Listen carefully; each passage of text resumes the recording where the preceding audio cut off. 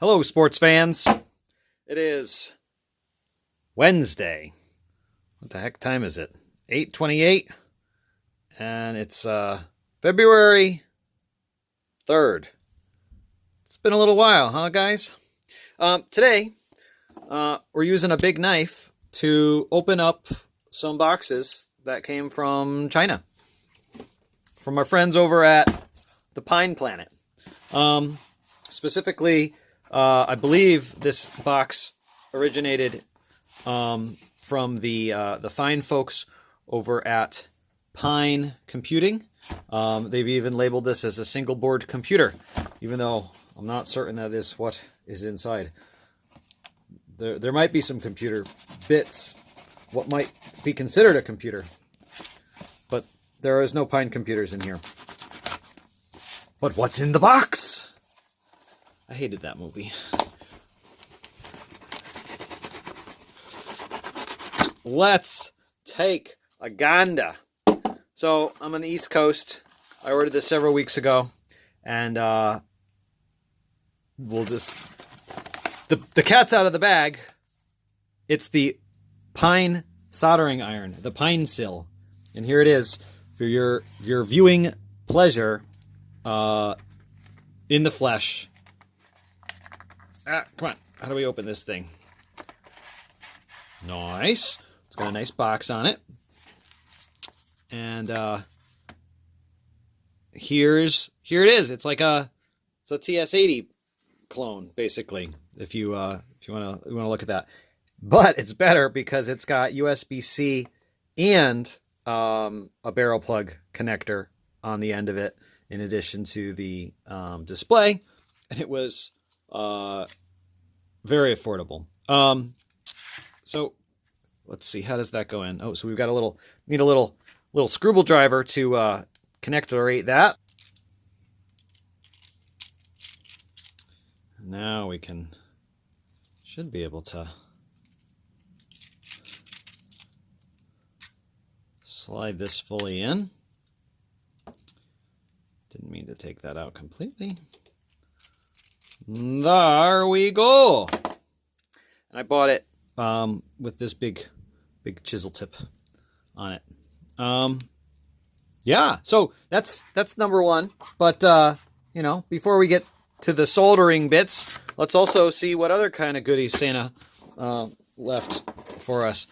So I bought myself a couple of these nice looking red cords, just because they were like $3 or $4. So a USB-C, two of them. Oh, forgot I got two of them. And then I also got myself a USB-C to regular USB-A. And the reason for that will be revealed shortly. Got that serial adapter for the Pinebook Pro because I've got that. And then this was available to purchase at the time that the Pinecil came out. And this is the Pine desktop power supply. And so this is just, it was an extra treat to be able to order it at the same time. And it's just, I'm excited. It's a $35 US is what I believe it is going for, charger device. So there's the Mickey Mouse. Oh, that's not Mickey Mouse. That's just infinity and beyond power adapter. And then this looks like a little, I don't know, oops, a little computer. Oh, this is a high wattage wireless charging device. It's a bench power supply. So it supplies 65 watts PD, hence the gratuitous USB-C cords. And then it supplies 5 volts and even a quick charge. And so the specifications do specify that they can output 5 volts at 3 amps out yonder portage, as well as 9 volts at 2 amps and 12 volts at 1.5 amps through the QC charge port, versus the Type C PD output, 5 volts, 3 amps, 9 volts, 2 amps, 12 volts, 3 amps, 15 volts, 3 amps, 20 volts, 3.25 amps, amperes, and a nice little tiggly-toggly on the backside, yeah. So, very cool, and we'll do the slow peel.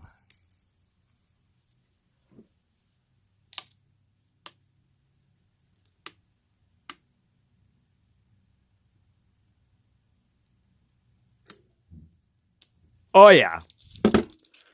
Delish. So that's fun. All right, let's get soldering. And of course, we're going to use the USB power supply to power our delightful soldering iron. I mean, why would you not do this? This is exactly what this thing is made for, I believe. I mean, how cool is that? Huh? Now I just needed something to put this on. I didn't think this through. Okay, I think we have enough electricities. Electronicnicities. We can get started here. So I'm going to turn on this guy. If it'll, there we go. So it appears to have like a custom LCD, perhaps. Custom?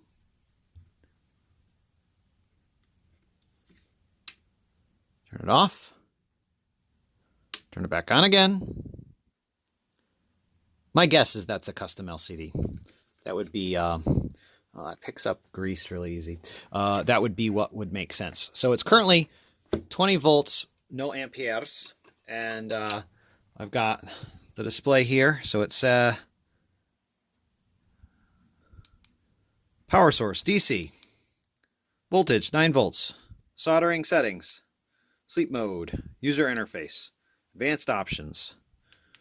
Oh, there's the hotness. So let's start heating it up, and you can see it's pulling 2.5 amps at 20 volts.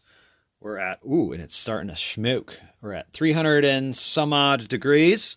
And let's that's degrees science, Celsius. So let's also get our quality eBay Type K thermocouple and do a little comparison.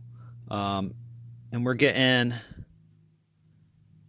so about 330 on the iron and about 315 on the Type K. So, you know, I'd say it's trying to do what it's supposed to be doing. The thermal conductivity is not so great. So, you know, I'm going to trust the soldering iron versus my own, this piece of crap.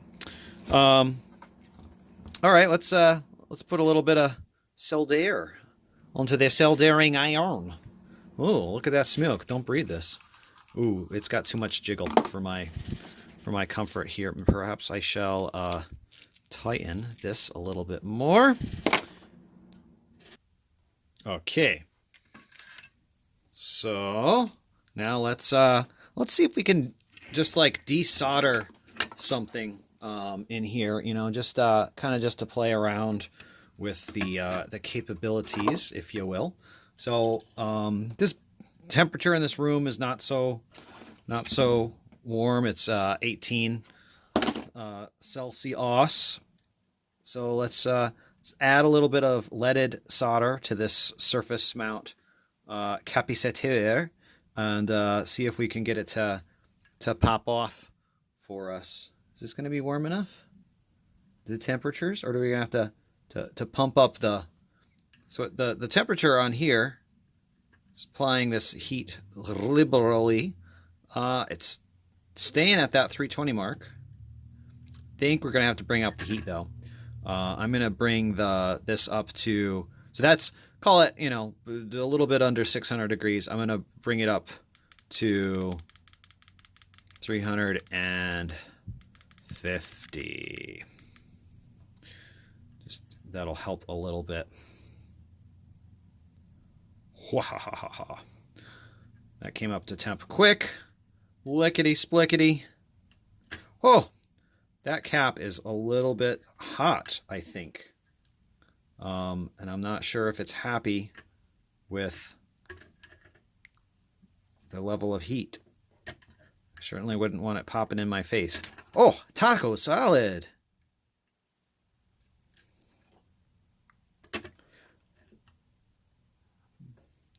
It's a lot of thermal mass to heat up on this board.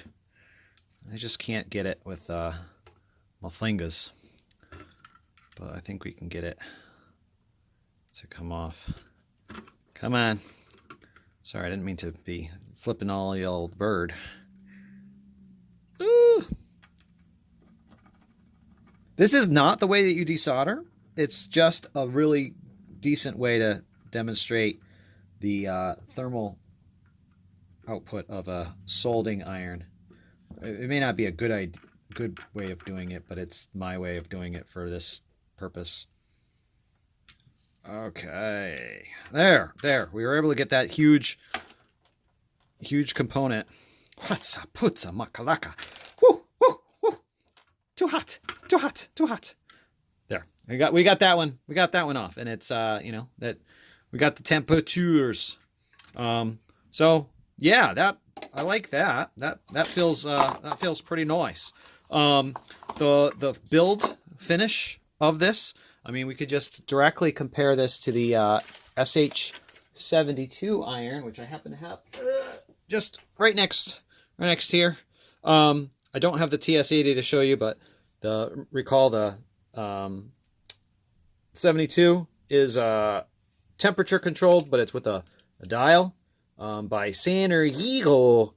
But they're about the same distance. Obviously, this one has the smarts, a lot smarter than the San Diego, the 321 Go. This one is a spin-on, but they both have a very similar setup with the just cheap plasticky inside bits that grip the soldery bits. Just remind you what this one looks like indoors. Same kind of style interface in there. Let's go ahead and turn off this soldering iron and give it a second to cool down. And I guess while we're waiting for that to cool down, it's still 100C. We never actually got the opportunity to see what this guy looks like running from this USB PD power trigger. I'm kind of curious. We gave up on it after thinking that it was the power input that had failed, but we can try this. We'll give it a second. All right, that's cool enough. 38 degrees-ish. Just be careful with it. Just want to take out the thing here and compare. So they have the exact same distance on this thing, so they're likely very similar in their performance. Obviously, they're manufactured differently. This one has a much larger mass with the stopper bit right here, and then this heated mass with a bit of a heat break here, if you will. And then this one is just a whole barrel. This one feels a little heavier. It looks like it is machined, whereas this one might be punched. Whereas the tips are, they could be the same tips for all I know. And then both of these are some kind of plastic injection deals. Very similar looking in that regard. So now we know what that one does. It's a soldering iron. Now for the experimentation with the USB-C PD power delivery. So we'll just go ahead and plug this into the front and then do that. And we'll see it's delivering 20 volts, 2.3 amps. And we'll dial up the temperature to 300 degrees. Oh, it's stopped delivering power. 2.3 amps, 0. I wonder if it's because it's... Do I have to hold it at the right angles? Is it too many degrees?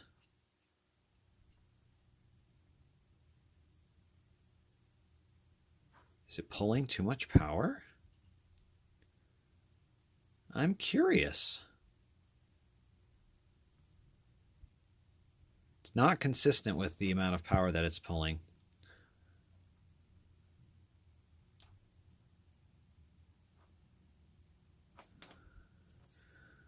am going to try a different power supply. This one's just a higher quality, unreadable DC voltage one.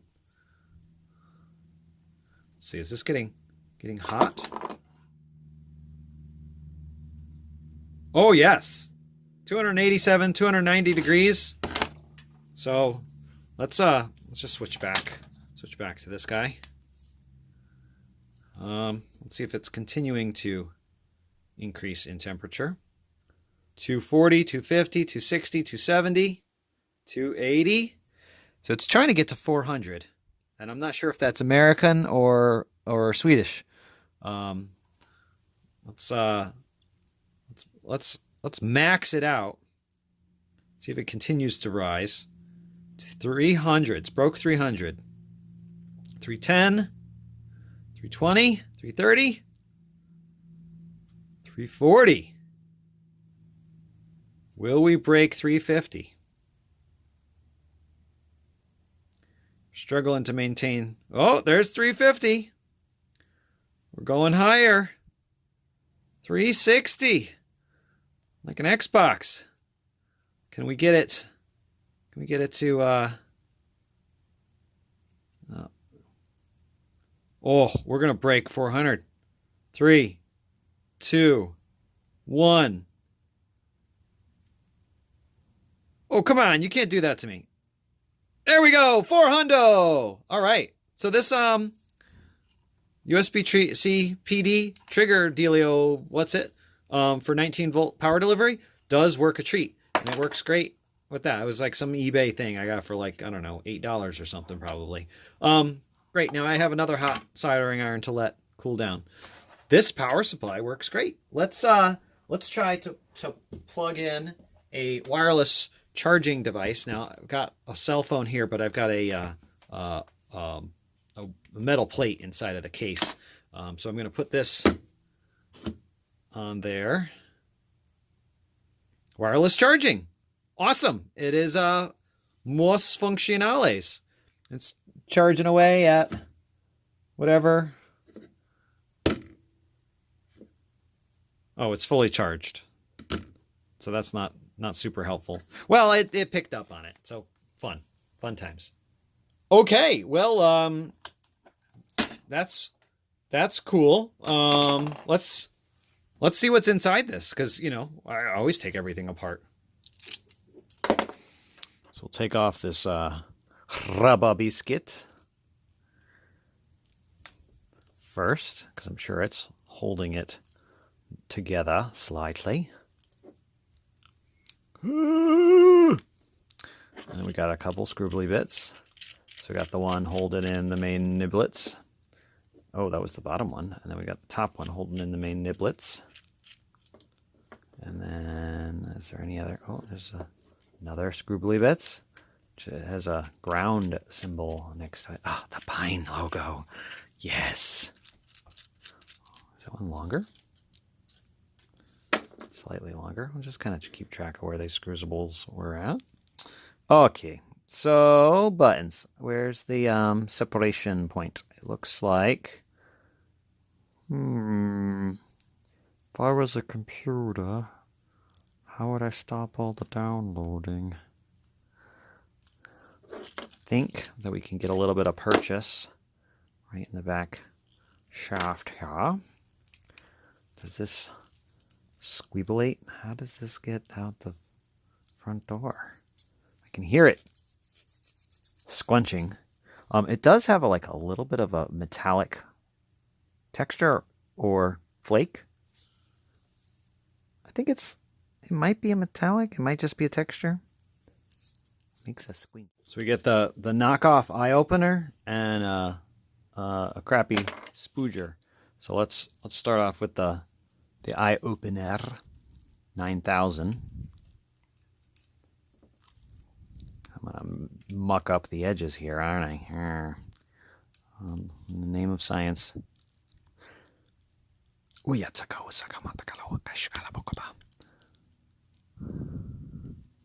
How does it open? Does not like to open.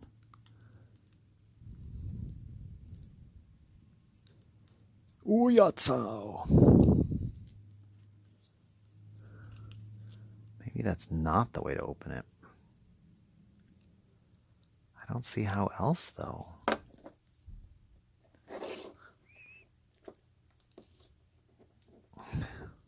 There's not many places to get any purchase on this.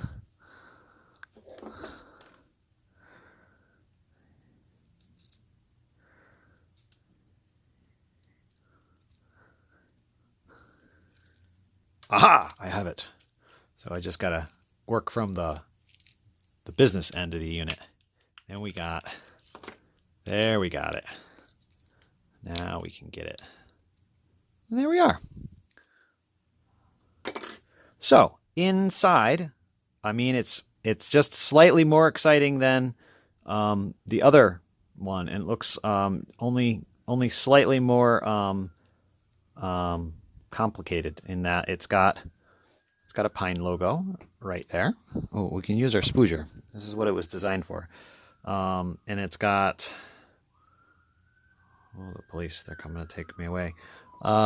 Difficult to read.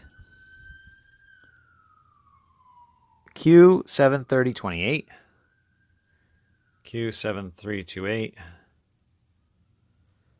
see if we can get that. Yeah. So there's a chip. There's a little chip we cannot read. Another little chip we cannot read.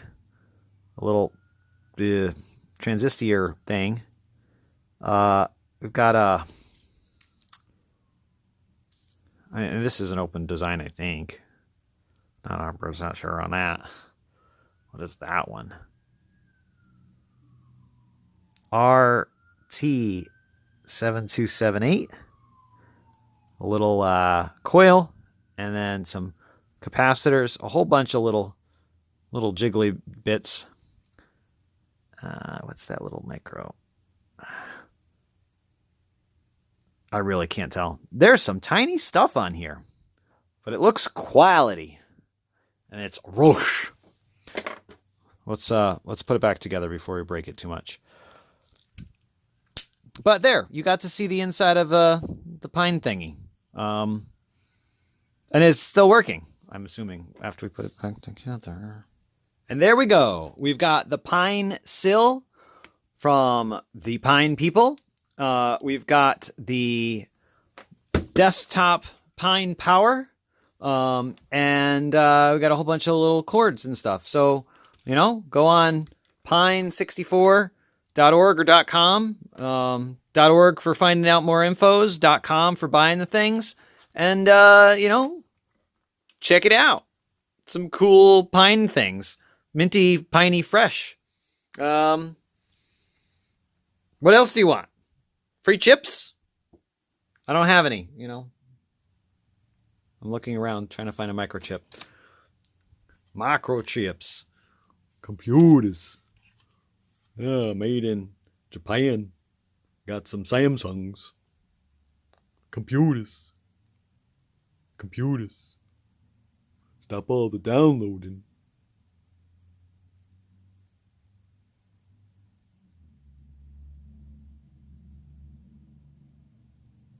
Subscribe.